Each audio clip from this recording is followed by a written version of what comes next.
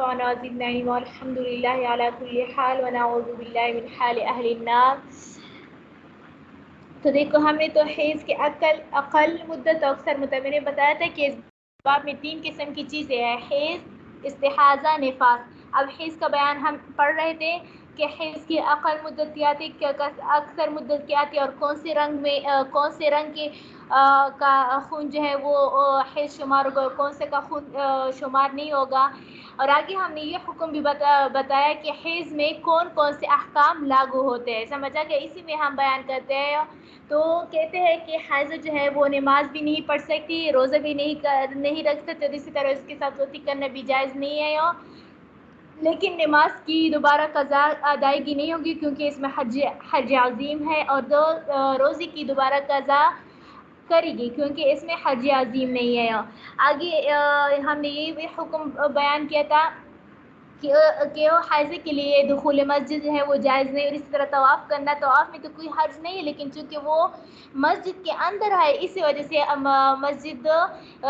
مسجد کا دخول جو ہے اس کے لیے ممنوع ہے۔ اچھا یہ بھی یاد رکھو کہ اگر ویسے تو شوہر کے لیے جو ہے بیوی کے پاس جانا درست نہیں ہے اس حالت میں، حیض کی حالت میں، لیکن اگر کوئی کسی سے جو ہے خدا نہ خواستہ جو ہے ایسا فعل سرزد ہو جائے کسی شوہر سے، تو پھر اب کیا حکم ہے، سمجھا کہ آئے وہ گناہ گار تو ہوگا، سمجھا گیا، لیکن اگر غلط کسی ہوا یا بس شہوت کا بہت زیادہ غلبہ آتا ہے کسی وجہ سے جو ہے وہ ہوا تو پھر علماء فرماتے ہیں کہ سب سے پہلے تو وہ توبہ اور استغفار کرے گا، کیا کرے گا؟ توبہ اور استغفار کرے گا، لیکن اور ساتھ میں جو ہے وہ امام مالک رحمۃ اللہ علیہ کا قول یہ ہے کہ وہ اگر شروع حیض میں کیا ہو تو پھر 1 دینار کا صدقہ کرنا اس پر واجب ہوگا، اگر یعنی حیض کے آخر میں یعنی اختتامی دنوں میں اس نے قربت کی ہو تو پھر جو ہے اس پر کیا ہوگا؟ آپ لوگوں میں سے کس کا وہ میوٹ ہے مائک؟ نہ ان میوٹ ہے وہ میوٹ کر دیں۔ اچھا پھر اس کے بعد جو ہے کیا کرنی چاہیے؟ وہ 1 دینار صدقہ کرے، شروع میں ہو تو 1 دینار، آخر میں ہو تو پھر نصف دینار، تو وہ تو واجب کا کہتے ہیں، لیکن حنفیہ کہتے ہیں کہ اس کے لیے یعنی صدقہ کرنا تو چونکہ توبہ استغفار یعنی اصل بات بنیادی بات تو توبہ استغفار ہے، لیکن اگر وہ ساتھ میں جو ہے اس کے لیے یہ مستحب ہے کہ وہ کچھ صدقہ وغیرہ کرے، سمجھا کہ 1 دینار اگر شروع میں اور اگر آخر میں کیا ہو تو پھر نصف دینار صدقہ کیا کرے۔ اچھا آگے ہم نے یہ بتایا تھا کہ حائض کے لیے اور اس طرح جنبی کے لیے قراءۃ القرآن جائز نہیں ہے، اور اس طرح محدث کے لیے، لیکن محدث کے لیے قراءۃ قرآن کا تو جائز ہے، لیکن اور اسی طرح اچھا آگے مسئلہ یہ بتاتے ہیں ولا يجوز لمحدث المصحف۔ اچھا یہ مسئلہ ہے، نفسی مسئلہ یہ ہے کہ محدث کے لیے، جنبی کے لیے، اور اس طرح حائض کے لیے، نفساء کے لیے، نفاس والے عورت کے لیے یہ کیا کرنا؟ قرآن کا چھونا بھی جائز نہیں ہے، صرف وہ محدث اور یہ جنبی حائض کے لیے صرف یہ ڈیفرنٹ ہے نا، ان دونوں کے درمیان جو ہے یہ فرق ہے کہ محدث تو پڑھ سکتا ہے لیکن قرآن کو چھو نہیں سکتا، سمجھا گیا، اور دوسری یہ جنبی حائض جو ہے یہ نہ پڑھ بھی سکتی ہے اور نہ کیا کر سکتے ہو؟ ہاتھ لگا سکتے ہیں۔ اس کی وجہ یہ ہے کہ محدث کے ہاتھ میں جو ہے وہ کیا ہوتا ہے؟ محدث کا بدن جو ہے وہ ناپاک ہوتا ہے، سمجھے، حکمی ناپاک ہوتا ہے، جبکہ اس کا منہ جو ہے وہ کیا ہوتا ہے؟ پاک ہوتا ہے، یعنی اس پر غسل تو فرض نہیں ہوتا نا، منہ یعنی اس پر وضو فرض ہوتا ہے، اور وضو میں کون سی 4 فرائض ہے؟ اس میں تو منہ داخل نہیں ہے، اسی وجہ سے اس کا منہ جو ہے وہ ناپاک نہیں ہوتا، جبکہ جنبی اور حائضہ جو ہے اس کا منہ بھی ناپاک ہوتا ہے، حکمی ناپاک ہوتا ہے، یہ والا دوسرا والا ناپاک نہیں، بلکہ اس کا حکم جو ہے وہ اس کا منہ جو ہے وہ بھی ناپاک ہوتا ہے، اسی وجہ سے غسل میں اس کے لیے جو ہے مسمسہ کرنا جو ہے وہ کیا ہوتا ہے؟ فرض ہوتا ہے، تو یہی وجہ ہے کہ اس کے ہاتھ میں بھی کیا ہے؟ ناپاک ہے، اور منہ میں بھی ناپاک ہے، جبکہ محدث کے لیے صرف اس کے ہاتھ میں تو ناپاک ہے لیکن منہ میں ناپاکی نہیں ہے۔ قرآن میں آتا ہے لا یمس الا المطہرون، کہ کیا کرو؟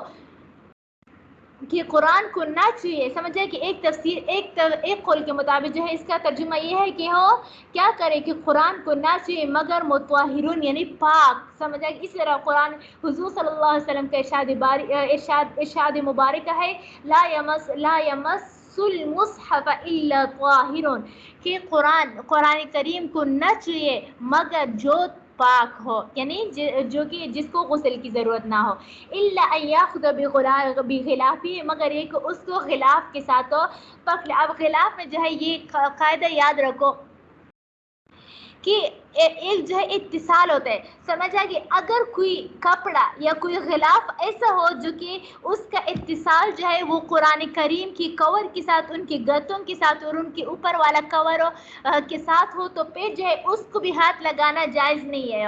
لیکن اگر وہ غلاف ایسا ہو کہ اس کو ہم آسانی کے ساتھ اتار سکتے ہیں تو پھر اس کو ہاتھ لگانا جائز نہیں ہے۔ جیسے کہ پاکستان میں تو ایسے ہی ہوتا ہے کہ ہم جو ہے ہم قرآن کو 2 کور لگاتے ہیں۔ کیا کرتے ہیں؟ ہم قرآن کو 2 کور لگاتے ہیں۔ ایک جو ہے ہم اس کو اس کی گتوں کے ساتھ سلا لیتے ہیں، سمجھا کہ ایک کور کے ساتھ سلا لیتے ہیں، تو اس کو جو ہے وہ کیا کرتے ہیں، اس کو تو ہاتھ لگانا جائز نہیں ہے۔ اور دوسرا اس کو ہم ایک کور بنا لیتے ہیں، اس کے اندر داخل کرتے، پھر جب وہ تلاوت کرنا چاہے تو اس کو نکال لیتے ہیں۔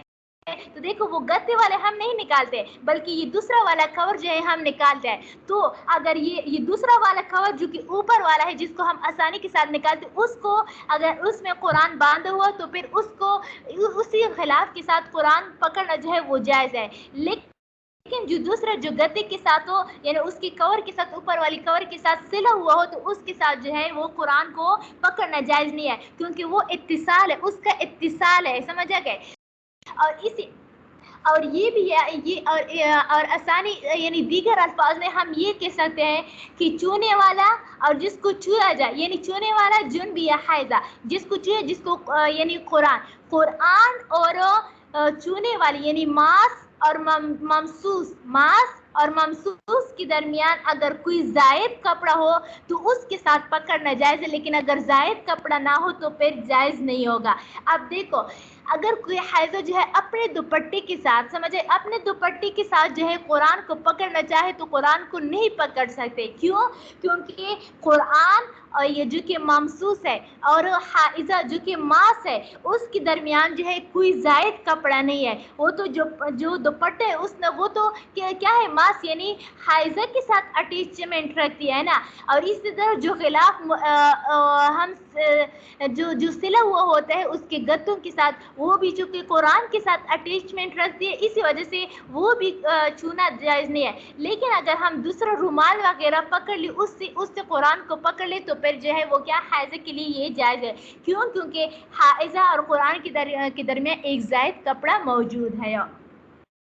اکثر میں یہ غفلت برتی جاتی ہے، سمجھے کہ حائضہ تو کوشش کرتی ہے کہ قرآن کو جو ہے وہ اپنے دوپٹے کے ساتھ ہاتھ نہ لگائے، اور اسی طرح یہ دستانے جو ہم سطر کے لیے پہنتے ہیں نا، وہ بلیک کلر جو بھی رنگ کا ہو، جس کو ہم جو ہے وہ سطر کے لیے اپنے ہاتھوں کو چھپانے کے لیے رکھتے ہیں، اگر کوئی حائضہ اس کے ساتھ بھی جو ہے قرآن کو پکڑنا جائز نہیں۔ ہاں البتہ اس کو اتار لے پھر اس کے ساتھ پکڑنا جائز۔ کیوں؟ کیونکہ جب ہم اس کو پہن لے تو یہ دستانے جو ہے ہمارے ساتھ اتصال رکھتا ہے، اور اتصال جو ہے وہ کیا ہوتا ہے، وہ کسی چیز کا تابع ہوتا ہے، ایسا وہ الگ سی چیز نہیں ہوتی۔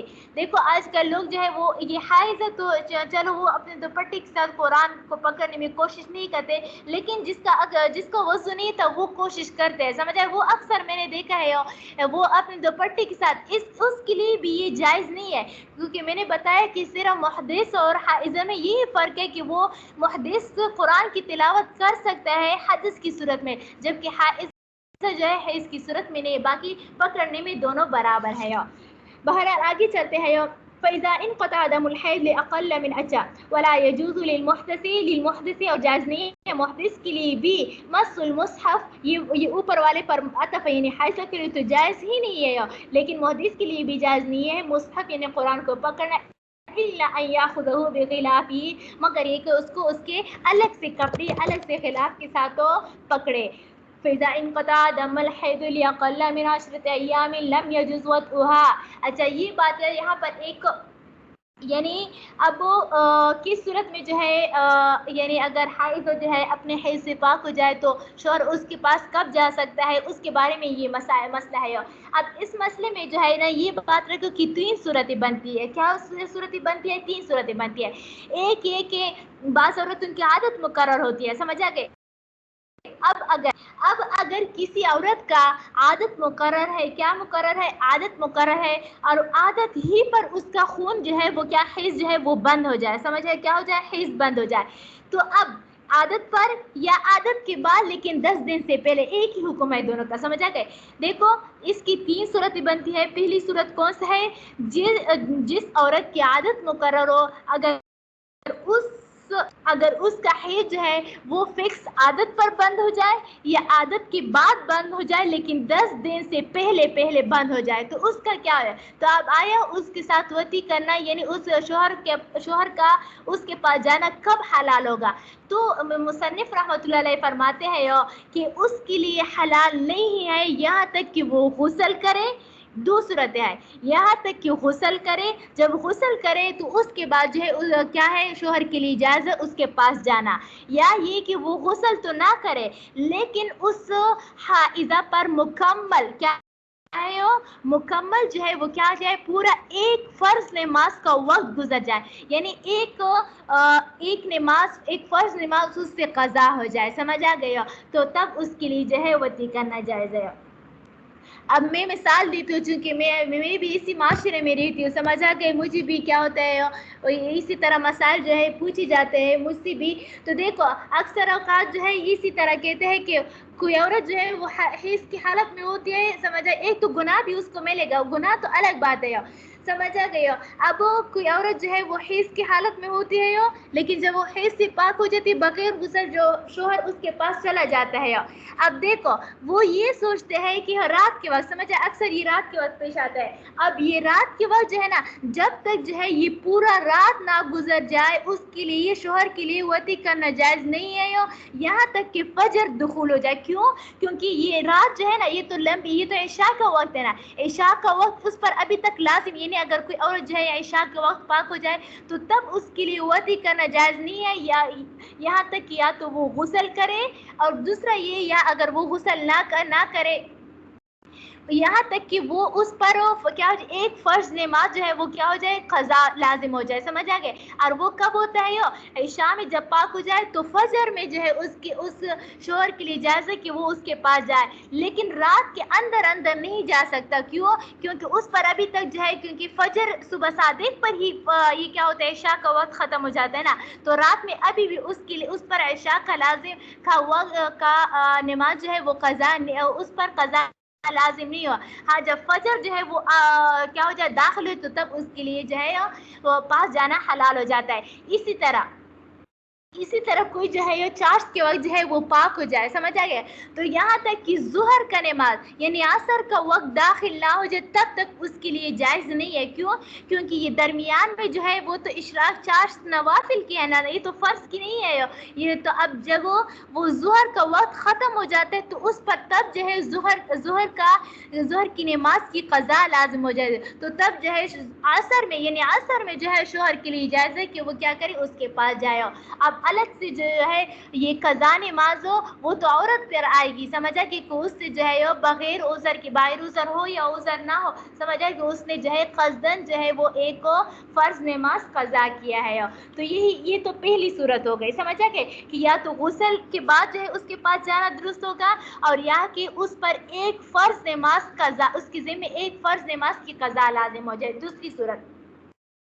दूसरी सूरत यह है कि फिक्स 10 दिन 10 रात, समझे, फिक्स 10 दिन 10 रात पर जो है उसका खून जो है वो मुनक़ते हो जाए, तो तब बग़ैर गुस्ल भी उसके पास शोहर के लिए जाना दुरुस्त है। क्यों, क्योंकि जब फिक्स 10 दिन 10 रात हो गए तो उसके बाद जो है उसका इस्तिहाज़ा शुरू होगा, समझे, इस्तिहाज़ा, और इस्तिहाज़ा में वती करना जो है वो क्या होगा, जायज़ हो जाएगा। तीसरी सूरत यह है कि किसी का आदत मुकर्रर हो, फिर उस एक महीने में ऐसा हुआ कि उसका क्या हुआ, एक महीने में ऐसा हुआ कि उसके पास क्या आया है, उसका आदत जो है थोड़ा सा, यानी आदत से पहले पहले जो है खून जो है वो बंद हो गया। मिसाल के तौर पर ये ले ले कि 8 दिन है, समझ आ गया, क्या है इसके 8 दिन है, अब उसका एक महीने में 5 दिन पर खून जो है वो मुनक़ती हुआ, समझ आ गए। अब उसके लिए, शोहर के लिए जायज़ नहीं है कि वो अपनी बीवी के पास चले जाए यहाँ तक कि वो आदत पूरी हो जाए, या समझे, चाहे गुस्ल किया हो या चाहे गुस्ल हो ना किया हो, क्या चाहे गुस्ल किया हो या चाहे गुस्ल ना किया हो, यहाँ तक कि आदत मुकम्मल हो जाए तब तक उसके पास जाना दुरुस्त है। देखो दूसरी सूरत यह है कि हो किससे पहले, आदत से पहले जो है किसी महीने में एक मुअतादा का जो है यानी आदत से पहले उसका खून बंद हो जाए, अब उसके लिए तो ये ज़रूरी होगा कि वो गुस्ल करके नमाज पढ़ना शुरू हो रहा है, लेकिन उसके लिए वती करना जायज़ नहीं होगा, शोहर के लिए कुर्बत करना जायज़ नहीं होगा। समझा कि यहाँ तक कि उसका आदत जो है मुकम्मल हो जाए।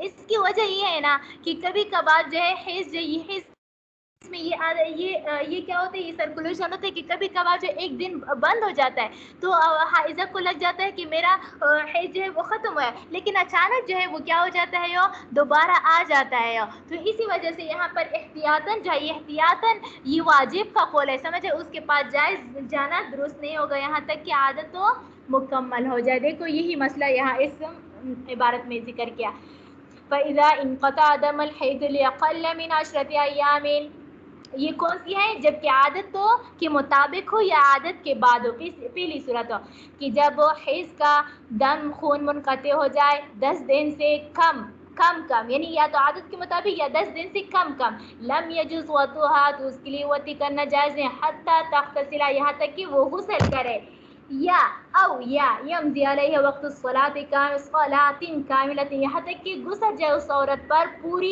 एक नमाज, कामिल नमाज की वक्त, कामिल नमाज से मुराद फ़र्ज़ नमाज। व इज़ा इनक़ता दमुहा लिअशरति अय्यामिन जाज़, देखो, और अगर इनक़ता दमुहा लिअशरति अय्यामिन, लेकिन अगर फिक्स जो पहली सूरत दूसरी सूरत जो मैंने बताई कि फिक्स 10 दिन पर जो है उसका खून मुनक़ते हो जाए, जाज़ वतुहा, तो उसके साथ वती करना जायज़ है क़ब्ल गुस्ल से पहले। वो तीसरी सूरत जिक्र नहीं की जो मैंने आप लोगों को बता दिया, वो फतावा में जिक्र है, यहाँ पर इमाम खुदूरी रहमतुल्लाह अलैह ने जिक्र नहीं किया है। अच्छा, आगे जो है एक तुहर होता है ना, यानी हैज़ के बाद जो ज़माना होता है, पाकी का ज़माना, प्यूरिटी का ज़माना होता है, वो क्या होता है, इसको तुहर कहते हैं, यानी पाकी का ज़माना। फिर तुहर की 2 किस्में हैं, तुहर फासिल, तुहर फासिद। तुहर फासिल उस तुहर को कहा जाता है जो फिक्स 15 दिन हो, क्या हो, फिक्स 15 दिन हो या 15 दिन से जायद हो, इसको क्या कहते हैं, तुहर फासिल भी कहते हैं, और इसके को तुहर सही भी कहा जाता है, समझ आ गया। और तुहर फासिद वो है जो 15 दिन से कम हो।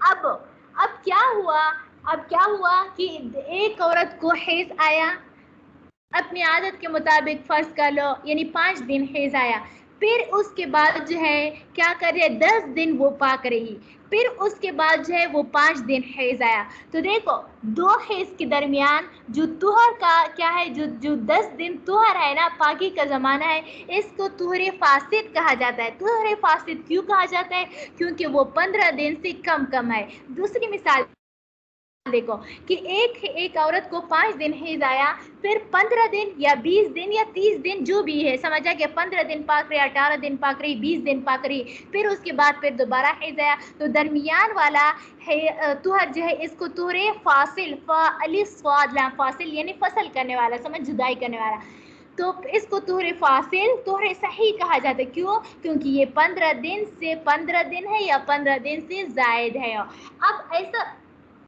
अब कभी कभार ऐसा हो जाता है कि क्या होता है कि अब पहली मिसाल वाली देखो कि 5 दिन हैज़ आया, फिर 10 दिन पाक रही या 11 दिन पाक रही, समझ आ गया, फिर 10 दिन, फिर 5 दिन हैज़ आया, फिर 11 दिन पाक रही, फिर क्या आया, फिर 5 दिन हैज़ आया, तो ये 11 दिन जो है ना, इसको हम ये नहीं समझेंगे कि ये पाकी का ज़माना है, गोया कि हम समझेंगे कि हो 5 दिन फिर उसके बाद 11 दिन, तो कुल कितने हो गए, 16 दिन। 16 दिन में फिर मजीद 5 वाले हैज़ ऐड करो, तो हम यही समझेंगे कि उसको मुसलसल जो है 21 दिन हैज़ आया है, क्या आया है, 21 दिन हैज़ आया।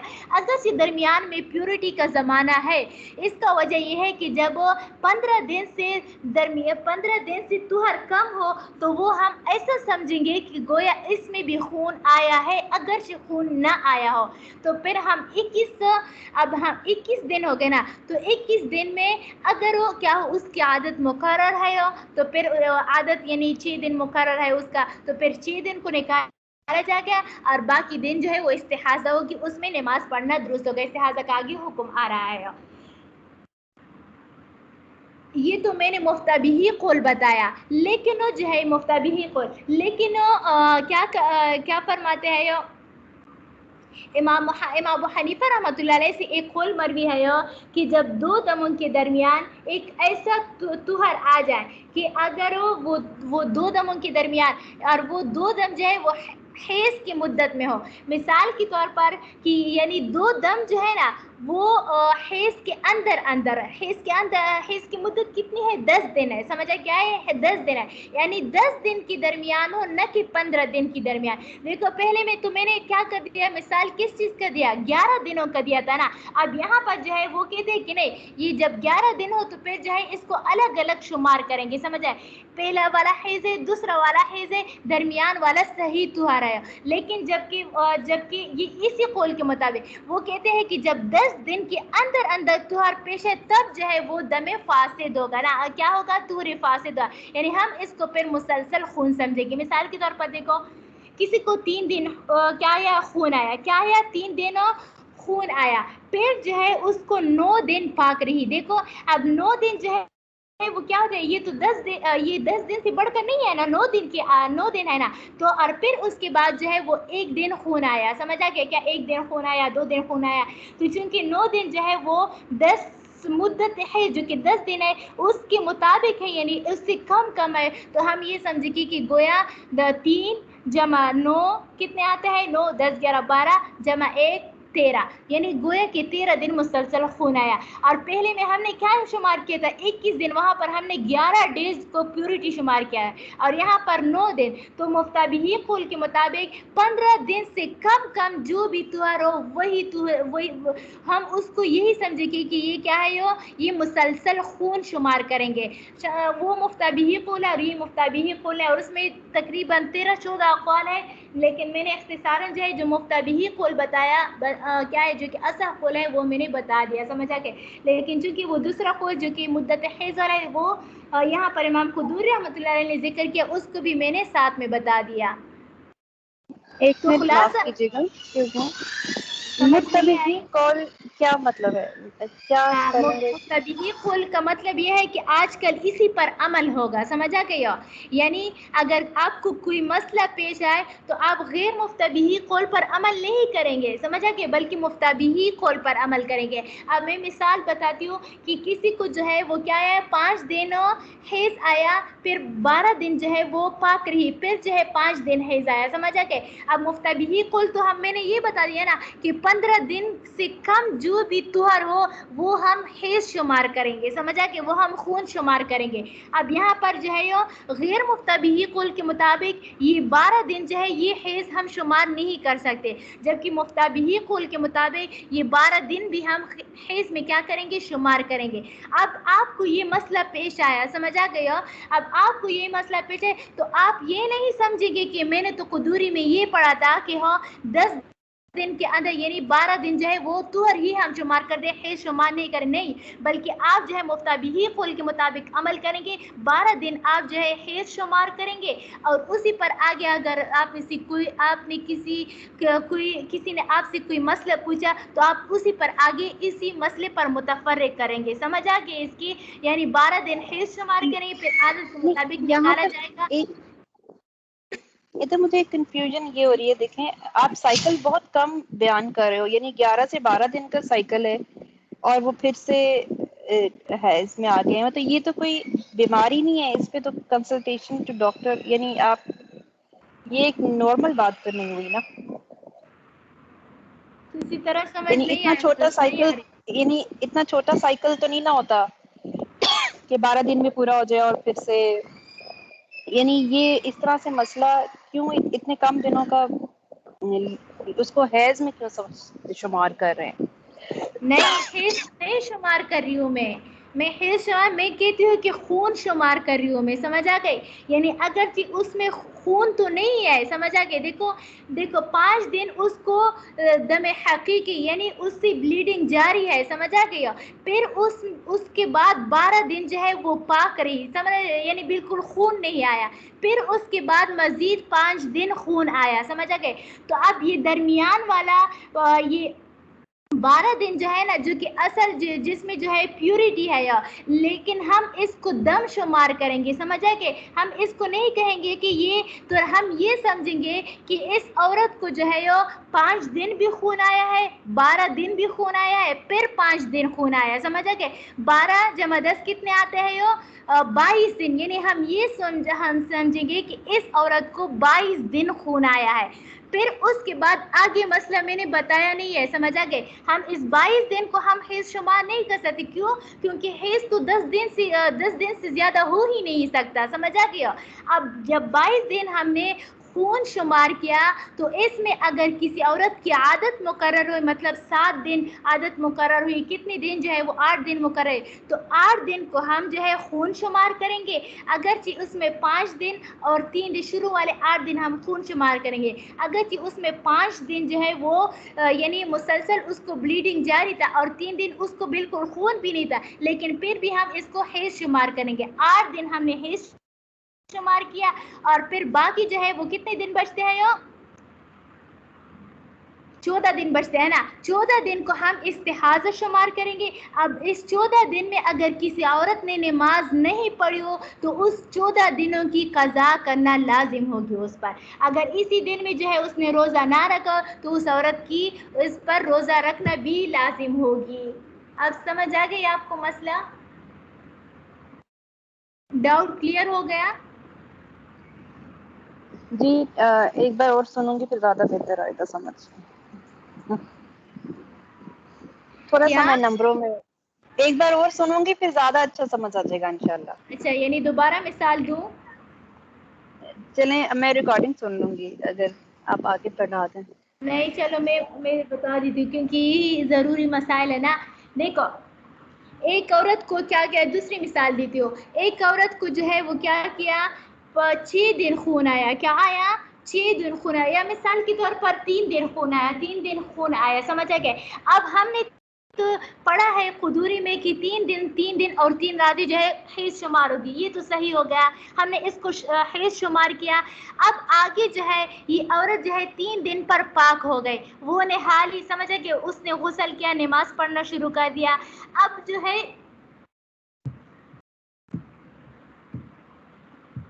کیا کر دیا، اس نے غسل بھی کر لیا، سمجھ آ گیا؟ پھر آگے جو ہے پھر اس نے 11 دن جو ہے وہ کیا ہو گئے، اس نے اسی طرح جو ہے طہر میں یعنی پاکی کے زمانے اس کو کوئی جو ہے داغ و دبا یا کوئی خون اس کو نظر نہ آیا، 11 دن پھر وہ مزید پاک رہی، سمجھ آ گئے؟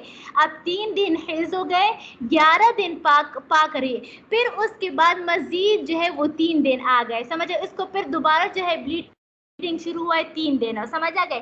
اب وہ ہم نے تو پڑھا ہے کہ 3 دن حیض شمار ہوں گے۔ اب دیکھو اور ساتھ میں ہم نے یہ بھی تو مسئلہ پڑھا ہے نا کہ طہر جو ہے وہ طہر کا زمانہ جو ہوتا ہے وہ 15 دن سے کم نہیں ہوتا ہے، اگر کسی مسئلے میں جو ہے یا کسی عورت کو 15 دن سے کم طہر پیش آئے تو ہم اس 15 دن کو پہلے والے حیض کے ساتھ ملائیں گے، کیا کریں گے؟ ملائیں گے، گویا ہم یہ سمجھیں گے کہ یہ 11 دن جو ہے اس کو خون آیا ہے، اگرچہ بظاہر اس کو خون نہیں تھا لیکن ہم حکم کے اعتبار سے اس کو خون شمار کریں گے۔ اب دیکھو 3 دن حقیقی دم آیا، پھر 11 دن جو ہے کیا آیا، حکمی دم آیا، سمجھا کہ؟ تو یہ کل کتنے ہو گئے، 3 جمع 11 12 13 14 دن ہو گئے، پھر مزید اس کو 3 دن خون آیا نا، تو 14 15 16 17، ہم یہ سمجھیں گے کہ اس عورت کو 17 دن خون آیا ہے، سمجھ آ گئے؟ جو درمیان میں 11 دن ہم نے شمار کیا ہے وہ اسی وجہ سے کیونکہ اس عورت کو درمیان میں جو ہے 15 دن کا گیپ اس کو نہیں آیا۔ اب مثال کے طور پر اگر ہم 11 کی بجائے 15 دن طہر پیش ہے، یعنی 3 دن خون آیا پھر 15 دن پاک رہے، پھر 3 دن خون ہے، تو پھر تو صحیح ہوتا. پہلے اگلے اور پچھلے خون جو ہے ہم ہی شمار کریں گے، اور 15 دن جو ہے وہ پیورٹی کی زمان طہر کا زمان ہوگا، کوئی بھی اس پر قضا وغیرہ نہیں ہوگا. لیکن چونکہ یہاں پر 11 دن اس کو یعنی 15 دن سے کم اس کو پیوریفیکیشن آیا ہے، اسی وجہ سے ہم یہی سمجھیں گے کہ 11 دن بھی خون آیا. تو اب دیکھو 17 دن اس کو خون ہم نے اس کو ہم نے یہ مسئلہ بتایا کہ آپ کو 17 دن خون آیا ہے. اب آگے کیا کرنا ہے؟ اب آگے یہ کرنا ہے کہ 17 دن میں اس عورت کی مثال کے طور پر اس کی مدت جو تھی، حیض کی عادت جو تھی وہ 6 دن تھی. تو 17 دن میں ہم 6 دنوں کو یعنی ہم اس 17 دنوں میں اس کے 6 دن عادت حیض شمار کریں گے. اب 6 دنوں جب ہم نے شمار کیا تو 6 دنوں میں شروع کی 6 دنوں میں اس نے 3 دن تو وہی خون تھا، اور درمیان میں جو اس نے 3 دن میں جو نمازیں پڑھی نا وہ اس کے نہیں ہوئے. سمجھا کہ کیونکہ اس نے جو ہے وہ کس چیز میں پڑھتے، حیض کی حالت میں پڑھا، اگرچہ بظاہر اس کو خون نہیں تھا. پھر آگے جو ہے 6 دن میں 11 دن جو بچتے ہیں اس کو ہم استحاضہ کا سائن کر دیں گے کہ یہ استحاضہ ہے. اب آگے دیکھو، اب پیوریفیکیشن میں تو اس کا بعد یعنی یہ 11 دن میں تو اس نے نماز پڑھے ہے وہ تو صحیح ہو جائے گی. سمجھا کہ وہ 6 دن کے بعد جو نمازیں ہیں وہ تو صحیح ہو جائیں گے. لیکن آخر میں جو اس نے دوبارہ اس کو 3 دن خون آیا، اس نے پھر سے نماز پڑھنا چھوڑ دیا تھا، تو اس 3 دنوں کا کیا ہوگی؟ قضا دوبارہ لازم ہوگی. سمجھا کہ کیا ہوگی؟ قضا دوبارہ لازم ہوگی. اور دوسری پوائنٹ کی بات جو ہے، جو کہ ہم نے آخر شروع والی جو کہ 11 دن میں ہم نے 3 دن اس کو حیض شمار کیا تھا. اب اگر اس نے اس 3 دنوں کے بعد کوئی غسل نہیں کیا تھا تو اس کا جتنی بھی اس نے وہ جو 11 دن کے اندر بعد والی 3 دن میں جتنی بھی نماز پڑھے ہے وہ بھی شمار نہیں ہو گئے، کیونکہ اس نے بغیر غسل کی نماز پڑھے نا، اور وہ بھی شمار ہے. تو اسی وجہ سے کل 11 کی 11 دنوں کی وہ کیا کرے گی؟ دوبارہ 5 آتے ہیں، 6 نماز آتے ہیں نا ہر دن کی، وہ قضا کرے گی. امید کرتی ہوں سمجھ آئی ہوگی. یہ تھوڑے مشکل مسائل ہیں، سمجھ آ گئی؟ یعنی طہر کے 15 دن ہمیں کاؤنٹ کرنے ضروری ہیں. منیمم ہاں 15 دن کا ہی طہر کا وقت ہے. ہاں اگر جی وہ 15 دن پورے نہیں ہوتے ہیں، اس سے پہلے حیض آتا ہے، تو وہ حیض نہیں ہوتا، وہ بیماری ہوتی ہے، یعنی وہ استحاضہ ہوتا ہے، اور اس ہاں میں جی نماز نہیں چھوڑتے. جی. اچھا،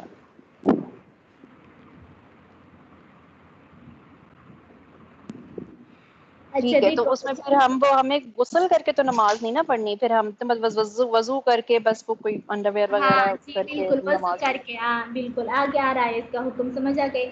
والطهر اذا تخلل بين الدمين في مدة الحیض. دیکھو فی مدت الحیض کی قید لگائی ہے، تو میں نے کہا کہ یہ غیر مفتبی ہے، حیض نہیں، یہاں پر مدت حیض تو 10 دن ہے، 10 دن نہیں بلکہ 15 دن کا اعتبار ہوگا. 15 دن سے کم آئے تو دونوں کو کیا ہوگا؟ قدم الجاری. یعنی اگر طہر جو ہے 2 دموں کے درمیان حائل ہو جائے فی مدت الحیض نہیں، یہ غیر مفتبی ہی قول ہے. سمجھ آ گئی؟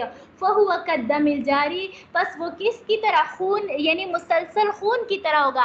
ہم اگر 15 دن سے کم خون آئے تو ہم یہی سمجھیں گے، یعنی 15 دن سے کم طہر آئے پھر اس کے بعد خون آئے تو ہم یہی سمجھیں گے کہ یہ مسلسل خون ہے، اگرچہ بظاہر جو ہے وہ کیا ہے؟ حقیقی دم نہیں ہے. وقل الطهر 15، دیکھو یہ آیا وقل الطهر 15 یوما، اور طہر کی کم سے کم مدت جو ہے وہ 15 دن ہے. یعنی ایک حیض اور 2 حیض کے درمیان 15 دن کا فاصلہ ہونا ضروری ہے. سمجھ آ گئے؟ 15 دن کا فاصلہ ہونا ضروری ہے. ہاں اس کی یعنی زیادہ سے زیادہ کی کوئی حد نہیں ہے. 1 سال بھی ہو سکتا ہے، 2 سال بھی ہو سکتے ہیں، 1 مہینہ بھی ہو سکتا ہے، 31 days 35 جتنی بھی ہو سکتے ہیں. سمجھا؟ ولا غایت لاکثر، لیکن اس کی یعنی طہر کی زیادہ مدت جو ہے وہ متعین نہیں ہے. سمجھ آئے؟ بس جب تک اس کو خون نہ آئے وہ یہی سمجھے گی کہ میں پاک ہی ہوں، میرا طہر کا زمانہ ہے.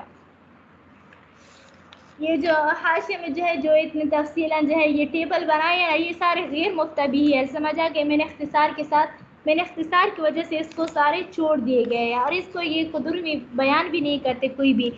ودم الاستحاضہ، دوسری نمبر پر کیا ہے؟ یہ استحاضہ کا مختصراً ٹائم بھی پورا ہو رہا ہے.